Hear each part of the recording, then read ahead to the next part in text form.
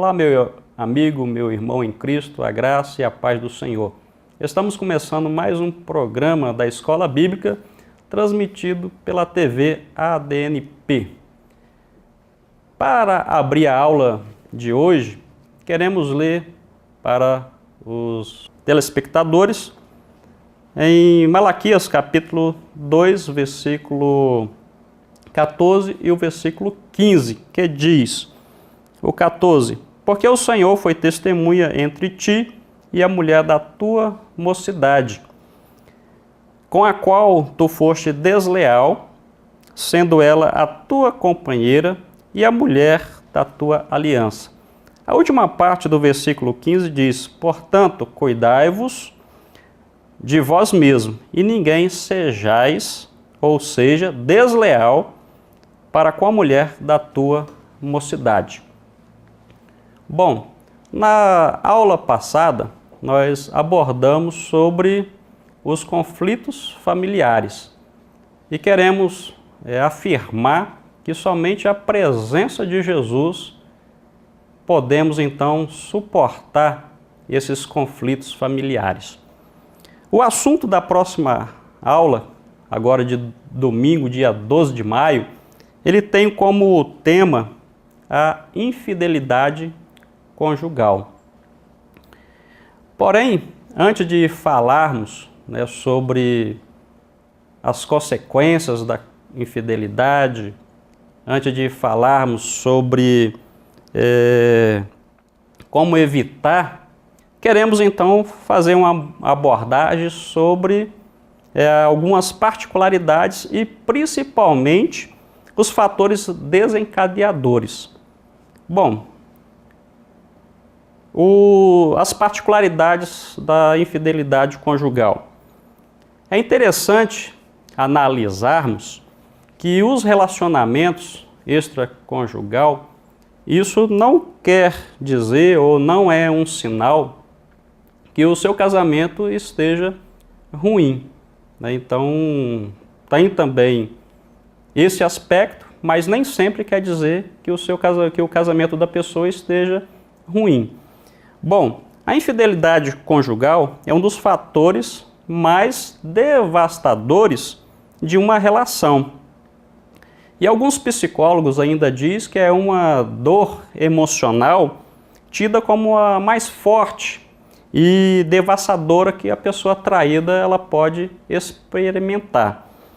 Então, com isso, nós podemos ver que a infidelidade ou a traição ela traz um desequilíbrio nas esferas emocional, familiar, social, profissional, sexual do indivíduo e principalmente espiritual. Então, provocando com isso, ele provoca danos muitas vezes irreversíveis. Bom, estudiosos classificam então a infidelidade conjugal em 3 etapas. A primeira etapa, ou a primeira como podemos classificar, é o desejo de novidade para vencer o tédio do casamento. Ou seja, o casamento entrou na mesmice, o casamento entrou numa rotina.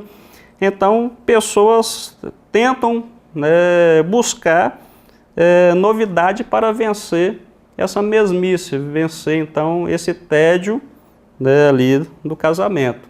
É um aspecto, é um tipo básico, segundo os estudiosos, classificam dessa forma. A segunda é como afirmação tanto da masculinidade como da feminilidade, é o caso então daquelas pessoas compulsivas, que precisa de novas conquistas para descartá-la logo em seguida. Então esse é o segundo aspecto básico, E o terceiro é conhecido como a síndrome de Madame Bovary. Então, o que quer dizer isso? É em que a satisfação afetiva leva à busca de um amor romântico, ou seja, um amor platônico que não existe. Então, nós observamos agora que os estudiosos então classificam a infidelidade dentro desses 3 tipos básicos, né? Bom, nós vamos agora fazer uma abordagem, então, sobre os fatores desencadeadores. Eu quero dizer que nada, né, absolutamente nada, justifica a traição em um casamento, né? Embora as pessoas tentam se explicar, porém não justifica. Por exemplo, as alegações, né, acerca da infidelidade são as mais diversas que nós já ouvimos, né? Então, eles alegam, tentam se explicar, mas não justifica.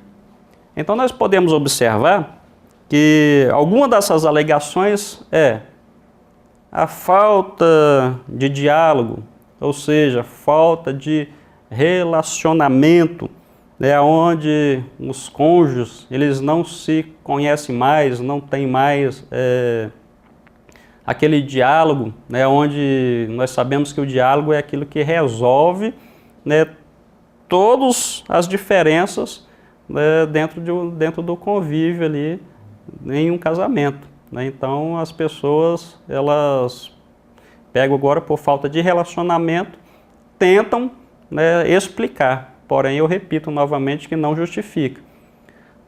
Uma segunda é fuga em relação para evitar conflitos. As pessoas têm um conflito, então para fugir deste conflito, ele acaba indo para uma relação extraconjugal e eles tentam agora se explicar, porém não justifica. Em terceiro lugar tem a falta de intimidade, né? Onde isso porque já não há relacionamento, já não há diálogo, em contrapartida também não há intimidade. E com isso também as pessoas buscam, né, um relacionamento extraconjugal. Temos aqui também o casamento infeliz, ou seja, aquele que já está caminhando para uma separação. Então, pessoas também tentam se explicar dessa forma. E tem também a falta de afeto entre os cônjuges. Mas fora essas questões que já levantamos aqui, estudos também ainda apontam que algumas necessidades sejam comumente identificadas como motivo de traição. Então, os estudos ele apontam pelo menos 4 necessidades. A primeira é a necessidade de conquista. A pessoa tem essa necessidade, então ele acaba buscando um relacionamento extraconjugal. A segunda é uma necessidade por um jovem amante, né? Também é uma outra necessidade que os estudos apontam, né? Mas eu repito mais uma vez. Tem, em terceiro lugar, colocado aqui, a necessidade de vencer a depressão, né? E também tem a necessidade de uma dupla identidade. Aí, fechando, nós podemos observar que as pessoas, então, elas esquecem ou não querem enxergar uma verdade. Que verdade é essa? Que uma pessoa interessante também tem problemas, né? Então, a pessoa muitas vezes quer buscar algo diferente, né? Conhecer pessoa diferente, acaba achando aquela pessoa interessante, mas ela não quer enxergar, ela não quer ver, né, que essa pessoa interessante também tem problema, né? Bom, já que nós falamos aqui sobre as particularidades, apontamos alguns fatores desencadeadores, queremos agora falar sobre as consequências da infidelidade. E é bom que nós tenhamos então em mente aquele princípio da lei da semeadura, onde Paulo ele escreve lá em Gálatas, capítulo 6, versículo 7 e o versículo 8, Paulo é bem contundente quanto a essa questão. Paulo ele diz, olha, não erreis, Deus não se deixa escarnecer, porque tudo que o homem semear, isso também ceifará. O versículo 8 diz, porque o que semeia na carne, da carne ceifará a corrupção, mas o que semeia no Espírito, né, do Espírito ceifará a vida eterna. Então, diante desse princípio, ou seja, dessa lei da semeadura, nós podemos então enumerar várias consequências, né, da infidelidade. Mas, contudo, né, o nosso tempo aqui é pouco, né, é interessante que nós ficamos então apenas com os da lição. Ou seja, o comentarista ele colocou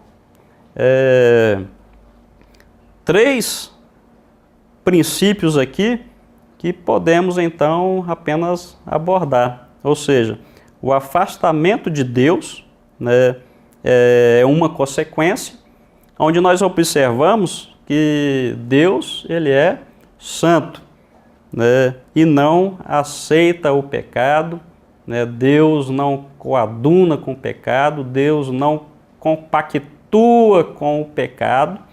Isaías ainda ele escreve ali que os nossos pecados fazem separação entre nós e o nosso Deus, né? Então, se nós temos em mente essa lei da semeadura, tudo aquilo que nós plantamos, nós colhemos. Então, se nós pecamos, obviamente nós temos agora o afastamento de Deus, né? Em segundo lugar, o comentarista ele coloca a morte espiritual.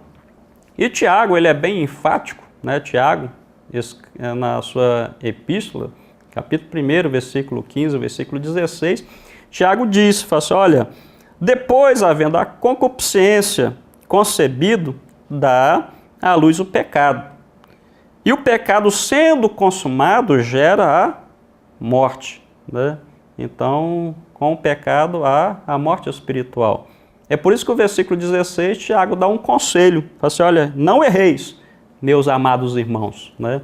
Então, partindo desse princípio, vamos, né, mantermos fiéis ao Senhor e principalmente, como é o tema dessa nossa lição, sendo fiel à mulher da nossa mocidade, com a qual Deus foi a nossa testemunha no dia da nossa união, né? E dentro dessa consequência, a lição ainda traz uma outra consequência, que é o lar despedaçado, né? Um lar, então, dividido, né? E podemos dizer que é um lar que não esteja, então, a presença de Deus dentro dele, né? E o escritor, ele fecha, então, essa lição colocando um subtópico aqui, como evitar. Então, ele deixa aqui alguns conselhos, né, para que possamos, então, evitar a infidelidade. A primeira é fuja das tentações, né? Então, o que o escritor quer dizer com isso? Né? Ou o que queremos dizer com isso? Não meça forças, né, com a tentação, né? Não tente bater de frente com a tentação.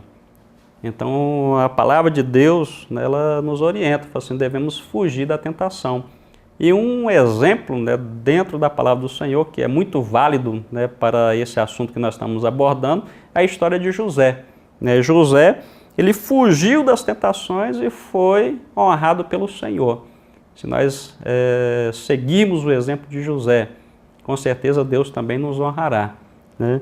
Um outro conselho que a lição também ela nos traz aqui é honre o seu cônjuge, né? E como eu vou honrar o meu cônjuge? Mantendo-me fiel aos compromissos.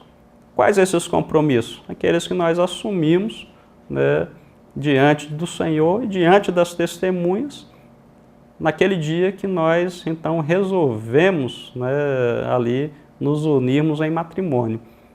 E o último conselho que a lição deixa é aprecie o seu cônjuge, né? O que quer dizer isso? É dar valor, né? Estimar, né?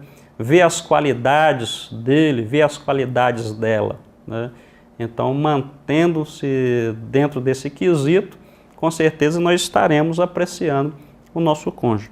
Bom, para concluirmos aqui então esta aula de hoje, queremos dizer que para que tenhamos então um casamento feliz, né, um casamento abençoado, um casamento bem-sucedido, é necessário que venhamos então a investir diariamente no nosso casamento, é necessário então que venhamos a fazer uma manutenção diária, né? Então, dessa forma, nós teremos um casamento feliz, um casamento bem-sucedido, né? Um casamento abençoado pelo Senhor.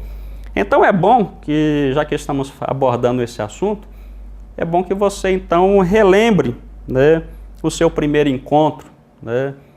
Esse primeiro encontro, com certeza, você viu muitas qualidades, né, na pessoa amada, né? Você enxergou essas qualidades, né? Então relembre, né, o que levou, né, a dar o primeiro passo, então, a unir no santo matrimônio. É interessante vermos que não podemos, né, de forma nenhuma, olhar para os defeitos, as imperfeições, afinal todos nós somos imperfeitos. Agora nós temos um referencial de perfeição, que é Jesus Cristo, né? Esse sim, ele é o modelo, então devemos olhar para ele, não é verdade? Então, concluindo aqui, eu quero dizer para todos vocês que estão ligados na TV ADNP, até o próximo programa, que a paz de Cristo, né, que excede a todo o entendimento, guardará então os vossos corações e os vossos sentimentos em Cristo Jesus. Fique ligado na nossa programação, na TV ADNP, que com certeza Deus irá abençoar você e toda a sua família. Até o próximo. Deus abençoe.